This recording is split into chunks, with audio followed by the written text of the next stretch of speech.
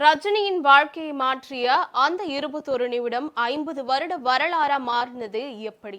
இன்னைக்கு super star ரஜினிகாந்துடைய 75வது பிறந்த நாள் கொண்டாடப்பட்டு வருது. இந்த நாள்ல ரஜினிகாந்த் நடிச்ச எஜமான் படையப்பா திரைப்படங்கள் ரிலீஸ் ஆக இருக்கு.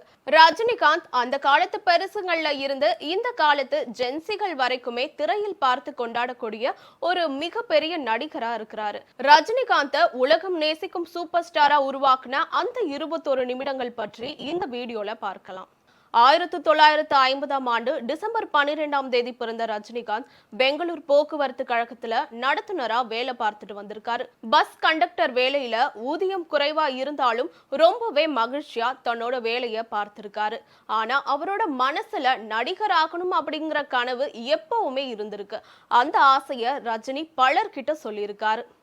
எல்லோரும் நல்ல ஆசைடா, நீ ஹீரோவா அப்படின்னு சொல்லி சிரிச்சிருக்காங்க. ஆனா அவரோட கனவுல இருந்து ரஜினியோட மனசு மாறவே இல்லை.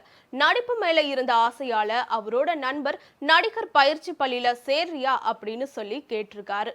அவர் கேட்டதும் ரஜினியும் யோசிக்காம ஓகேன்னு சொல்லிட்டாரு. அதுக்கப்புறமா 1973ஆம் ஆண்டு சென்னை திரைப்பட கல்லூரியில சேர்ந்திருக்காரு.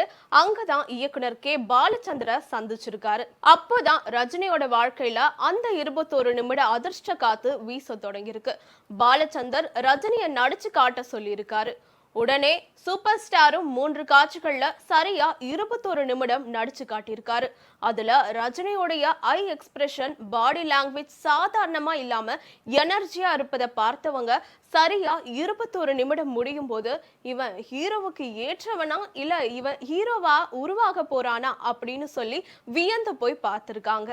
அப்போ பாலச்சந்தர் சொன்ன ஒரு வார்த்தை ரஜினியோடைய வாழ்க்கையே மாத்திடுச்சுன்னு தான் சொல்லணும். அப்படி அவர் என்ன சொல்லியிருப்பாருன்னா, உன் பேரை மாத்தாத, உன் ஸ்டைல மாத்தாத, ஒரு நாள் இந்தியாவே உன்னை அடையாளம் காணும் அப்படின்னு சொல்லியிருக்காரு. ஆடிஷனுக்கு அப்புறமா அபூர்வ ராகம் திரைப்படத்துல ஒப்பந்தம் செய்யப்பட்டிருக்காரு. அந்த படத்துடைய முதல் நாள் முதல் ஷாட் படமாக்கப்பட்டுச்சு. கதவு திறந்துகிட்டு அவர் வரும் அந்த 5 நிமிட காட்சிகள்ல ஆடியன்ஸ் மனச அப்படியே கொள்ளையடிச்சிட்டாரு. அப்போல இருந்து அவர் நடிப்புல வெளியாகும் படங்கள் எல்லாத்துலயுமே அவர் மட்டும்தான் பேசப்பட்டிருக்காரு. சில வருடங்கள்லயே ஒரு சாதாரண கண்டக்டர்ல இருந்து சூப்பர் ஸ்டாரா மாறிட்டாரு ரஜினிகாந்த். இன்னைக்கு சூப்பர் ஸ்டாரை பத்தி நிறைய விஷயங்கள் தெரிஞ்சுக்கிட்டோம். சோ இந்த வீடியோ பத்தின உங்களுடைய கருத்துக்களை மறக்காம கமெண்ட் செக்ஷன்ல சொல்லுங்க.